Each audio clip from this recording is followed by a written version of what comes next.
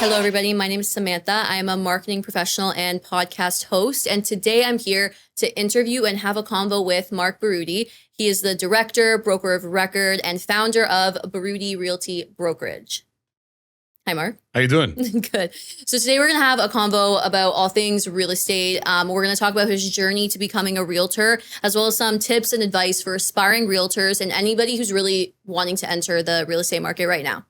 So let's get right into it. All right. Thank you for having me interview you and have a convo with you about this. I'm excited for your new and returning clients to get to know your passion behind what you do.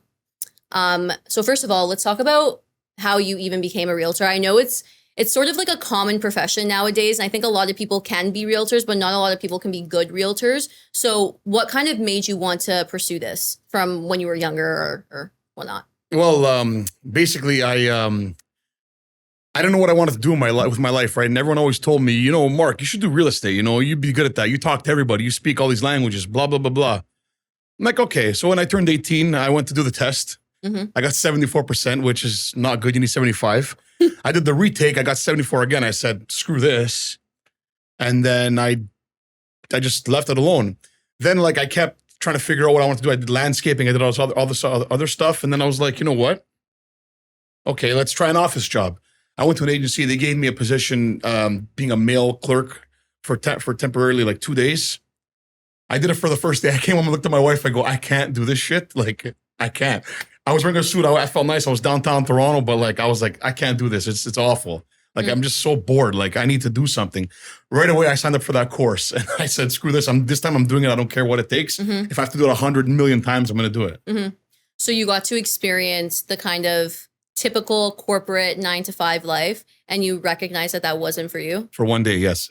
Okay. So what's kind of the difference for maybe somebody who's trying to think about what route they want to take, whether that's entrepreneurship like you or that kind of 9-to-5 sort of life?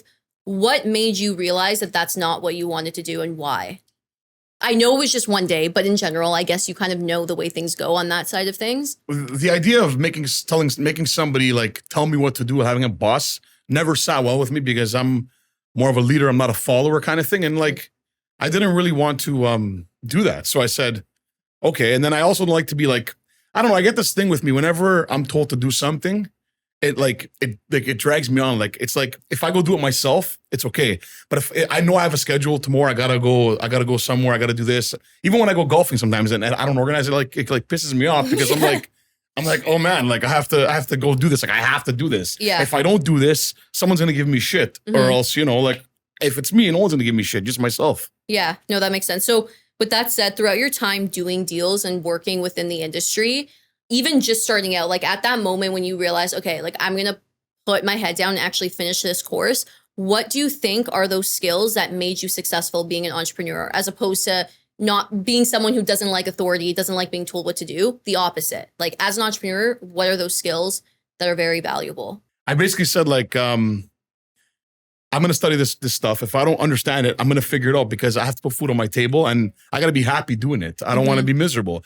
I think honestly, 80% of the world's job sucks and they hate it. Mm-hmm. My wife hates her job. I love her to death. She hates her job. I feel bad for her. I want to be a millionaire so I can make her quit her job. Yeah. But, people aren't happy with their jobs. I wanted to be happy with my job, and I'm really happy with my job. I didn't know how happy I was going to be, but I love it. You mentioned that there may be periods of time in a realtor's professional journey where there'll be a dry spell or whatever, and you're you need to be able to prepare for that. What are some actual things that you can do tangibly to prepare for that? Is it finding another job? Is it making sure you have another skill to maybe have a side business? What are some of those tips that you can give to people? Well, I got my mortgage license during that time because I'm not doing anything. I might as well do something that's kind of related. Also, you can always learn new things in this business. There's always shit you can learn. There's so much stuff you can learn. So during that time, I did a lot of learning. I was learning all the systems because I don't think anyone knows how to use every single thing Treb has to offer or Rico gives you, right? So I was focusing on that. At least make your time wisely. I even joined the real estate team, which lasted for 2 months. I learned a lot. And live and learn, right? Yeah. And going back to the whole joining a team sort of thing, again, this is more towards people who are maybe aspiring realtors and they don't really know what direction to go in, because I think that it's safe to say once you become a realtor or an agent or a salesperson, whatever term you want to use, it's really confusing which way to go. So what are some pros and cons in your experience of joining a team and not joining a team? Well, when you join a team, right? First of all, they're taking a lot of your money. They're also helping you. They are helping you. They're teaching you things. They're teaching you how to use systems. They're teaching you how to go door knocking. They push you a little bit. That's good for some people. I thought it would be good for me too, but it turned out it wasn't good for me. I really liked the guy I went to go work with. He's a good guy. I still talk to him, still buddies with him. But the team aspect was not for me, is what I told him. And yeah, if you're an aspiring realtor in that sense, and you wanna get like, it's not hand fed, because I mean, no one's gonna give you anything. They'll just give you some like tips on how to get some business. No one's gonna give you, oh, you know what? We're gonna give you a bunch of leads. They may give you a bunch of leads, but they're going to be all crap anyways. Because if they were good, they would take them themselves. I think that that's a common misconception too, is that you think that you're going to join a team and things are going to be hand fed or spoon fed to you. And that's not really the case, as you're saying. But there are teams that do that, but they take half your money, which is right, because they're their clients, right? Yeah. So there's the pros and cons. Of course. For me, I don't like it, because I don't think I need it, right? Yeah. No, for sure. That makes sense.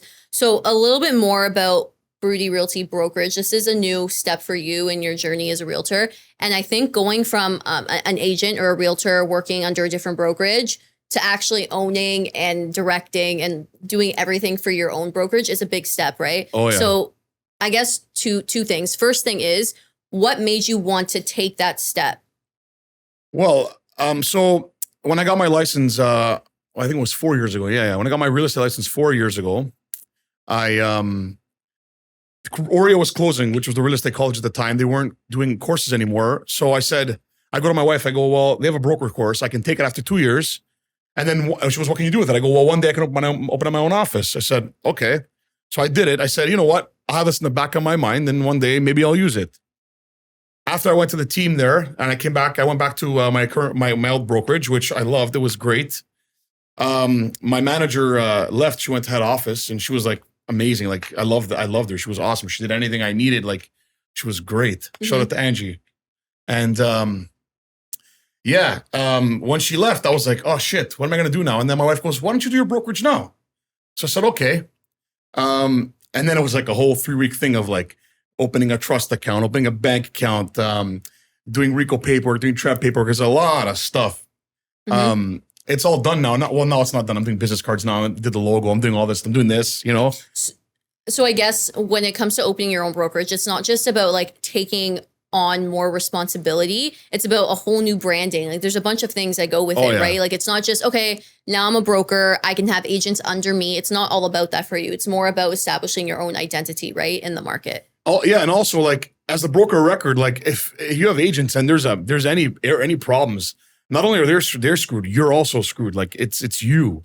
So did you have to have kind of a mental note or like take a mental stance and be like, okay, now I need to handle not only my own deals and my responsibility, but the agents under me as well? Oh yeah. And how did that make you feel? Are you nervous, excited? No, like yesterday I uploaded a listing yesterday. It was my own, and I was like, I had to make sure I had everything signed, everything dated, every box that needed to be checked, which before you're like, who gives a shit? You'll just, but this time I was like, I made sure every mandatory box was filled because it's my ass this time. Mm-hmm. So, I mean, I did wrong before. I should have always done that, but I did. My paperwork was always mint. You could ask any brokerage I ever worked for. Mm-hmm.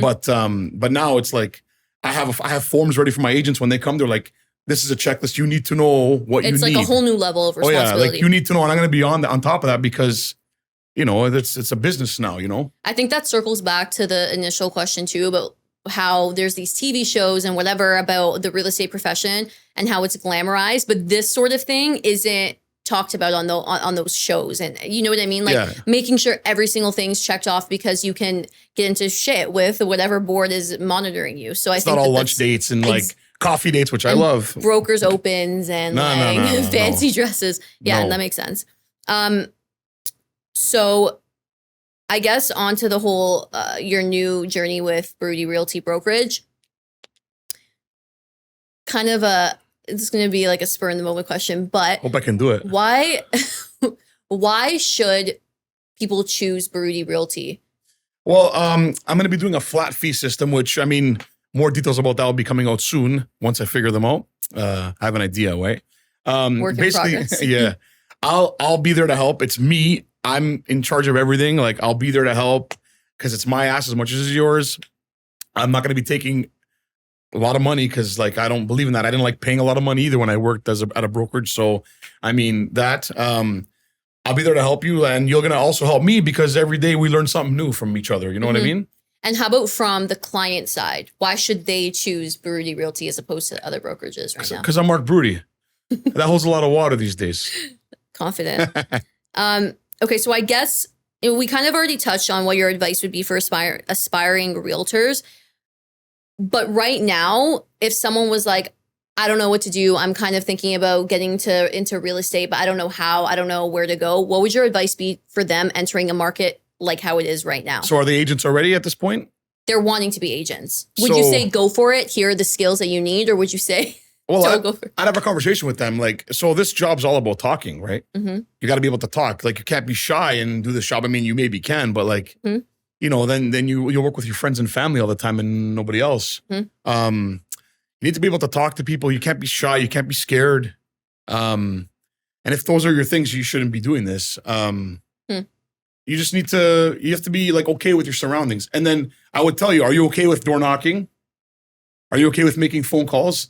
Now, I've heard this so many times from other agents when I went to interview. I went to interview a few brokerages before I decided to do this on my own.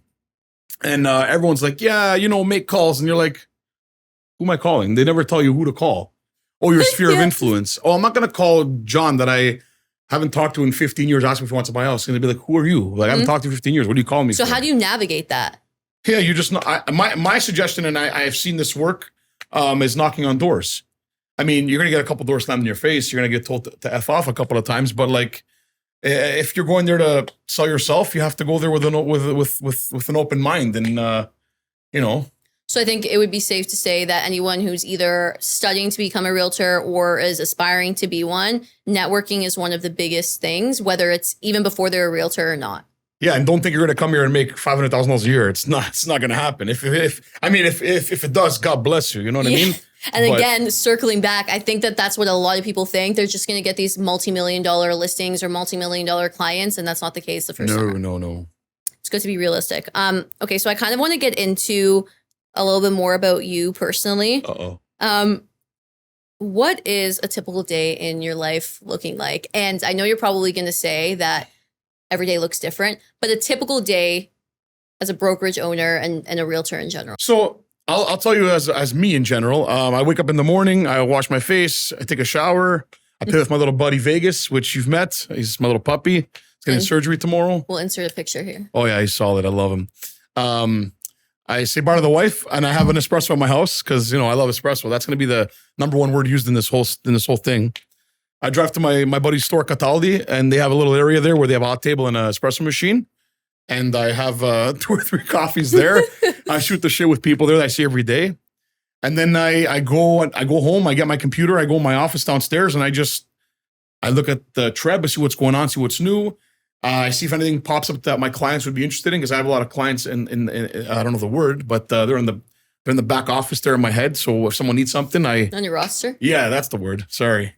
Yeah, so I do that. I see if something would interest them, and then I give them a call. I watch these coaches online. They tell me they give advice, and I choose to listen to some of it. Some of it I just listen to because maybe I figure it'll help. Then I go have lunch at Cataldi again for the most part. It's good, right? Especially when Rosa cooks. It's fantastic. Shout out to Cataldi. Oh yeah. And then I go to other places. I go visit my buddy Francesco at Messina. I just go around. I go to I used to go to my old office. And now I'm just trying to focus on getting this stuff going. So it seems like a day in the life of a real estate agent or a realtor is pretty different from day to day. Like, you have your typical morning routine, like you said, but do you feel like it lacks that structure that like the corporate world would typically have? Yeah, even my wife says, we need some structure. Like, I don't need structure. I've never had structure in my life, and I ain't going to start now. Like, I go to different places every day. Like, I go to the standard places every day, but I go around and I enjoy that. Like, I go to Vegas 5 times a year. I love going there. Like I like, my wife says I'd like to do the same shit all the time. And I do like to do the same shit all the time, but in different spots. You know what I mean? Except for Vegas. That's not changing. You know what I mean? No, I get it. So it's kind of like a lack of structure with structure. Like you don't have the typical like wake up and for an hour I'm gonna read my emails and do my typical work paperwork stuff, and then I'm gonna go to Catelli for another hour, and then it's not the same every day. Same places but different structure day to day. And Mark Baroudi reads his emails when they come in. He doesn't wait. Good to know. Okay, so you talked about Vegas. Again, this is more personal, less real estate related. Cool. But you talked about Vegas, not your dog, the place. Mm-hmm. Is that one area other than Toronto, Ontario, whatever you want to call it, that you would do real estate if you could? Yeah. Also, I would do Florida. I'm actually. And why? Well, I like Florida and Nevada. I do like those 2 states. Florida and Nevada are totally different. I mean, they're both hot as hell. There's rocks and mountains and stuff in Vegas, which we don't see here because we don't have that stuff here. So true. And then Florida's like, it's got the beach, it's got Miami, it's got Disneyland, Harry Potter Land, it's got all this stuff, right? So, and the food, I don't know, for some reason the food tastes better in the States because they got no regulations, I guess, like we do, but you know. Yeah, very true. So are you planning to do deals in those places in the future? Are you planning to bring Baroudi Realty to those places? The idea has crossed my mind. Not so much this because this is new, but like me personally to get my license up there. I was thinking about it. I haven't really pursued it yet because it was just a thought maybe a couple of weeks ago, but that is definitely an idea in the future because I know a lot of people would like to move to these places that I know from here. So I mean, why not help them? So we talked about the structure to your day. We talked about how earlier realtors need to kind of deal with those dry spells that go on throughout their career. But what I kind of want to know is in general, challenges that you face on the day-to-day still, even as a successful realtor and brokerage owner. And I'm asking this because I think it's important to stay transparent on not only the successes and like what you do that's fun throughout your day, but also things that challenge you. Because again, I think that people coming into this profession or people from the outside looking in think it's all rainbows and butterflies. Yeah. But I think it really is important to talk about these things and to kind of express them as well. Because there's people who look at you and they're like, he's really successful. He opened up his own brokerage. But what struggles do you go through on a day-to-day if you feel comfy getting into that space? I don't know. It's just like, I know I do well, but it's like, you never know where the next deal's going to come from. Like, and that's what I was going to ask you too. Like, how do you navigate that? I have no idea.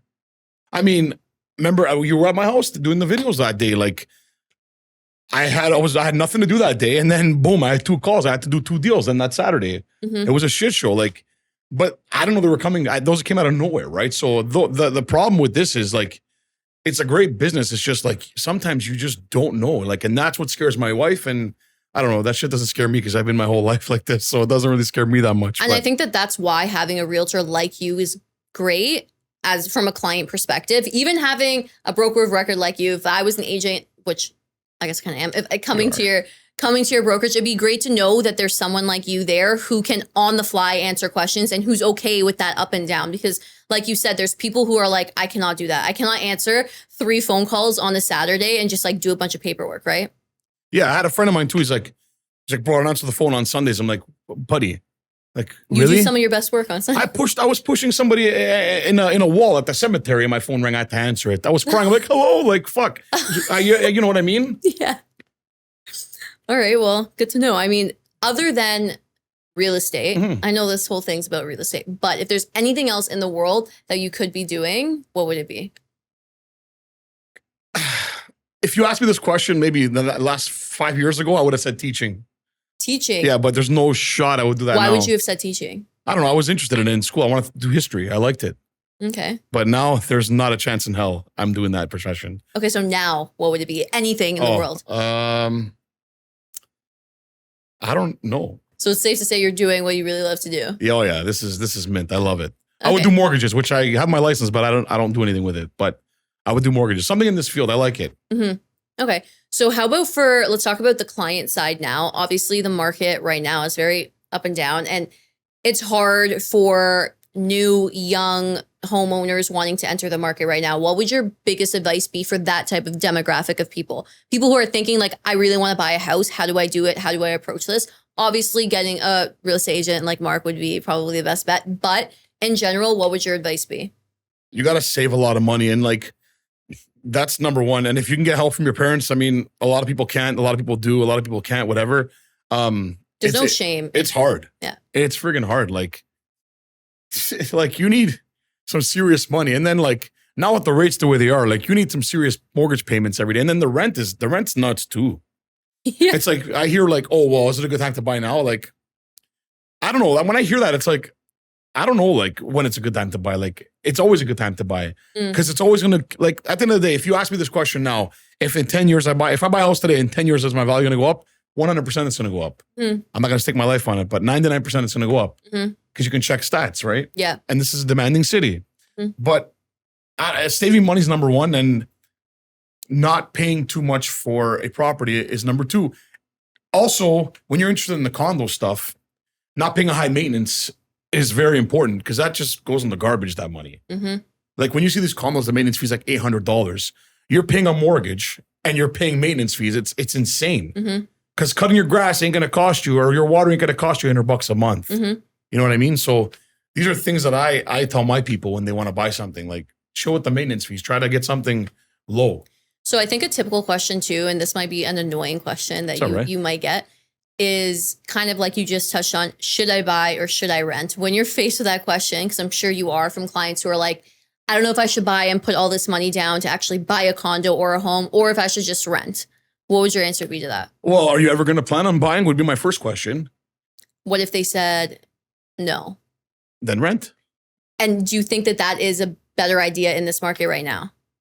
No, because your rent is nuts. So I'll give you an example. You have $1 million mortgage on a house. You're paying, depending on your rate, you're paying between $5,000 and $6,000 right now, right? And you to get the same property on rent, you're paying like $5,000 anyways. So at least this way you own the property and you're not helping somebody else pay their own mortgage. You have your own asset. Yeah. Yeah. That makes sense. But I mean, if you want to rent, that's okay too, right? I think there's like sometimes a negative connotation that comes with renting. So people are like, I don't know, should I buy, should I rent? And I think that that's why a lot of real estate agents also get that question. But it's kind of like, at the end of the day, it's whatever you genuinely want to do and can do financially, right? And typical agents, they don't need, like, I'm not saying all agents, but some agents don't want to deal with rentals because it's a lot of work. Yeah. And for a little reward. Yeah, for a little, it's a lot of work. Me, I do everything. A rental, I don't care. Whatever you want, I'll help you, but you're gonna it's your decision at the end, so you got to do it. What's your favorite kind of deal to do? Well, I mean, hey, Mark, can you see this house on the street? Yeah, put an offer in. You want to go see it? No, I don't need to see it. Just put an offer, no conditions. Closing in 2 months, 100,000 down. Okay, those are my favorite deals. And you've had some of those? Yeah, I like those deals. Nice. I like those ones. Those are fun. All right, Mark, thank you so much for having me interview you. I think we got to know a lot about Mark as a person, as a realtor, and I think that your audience, if they want to know more real estate tips, we can come back next time with specific questions about just real estate in general, about the market, and have you answer those as well. Yeah, send them in. www.markbaroudi.com, markbaroudi@gmail.com. Okay, thank you.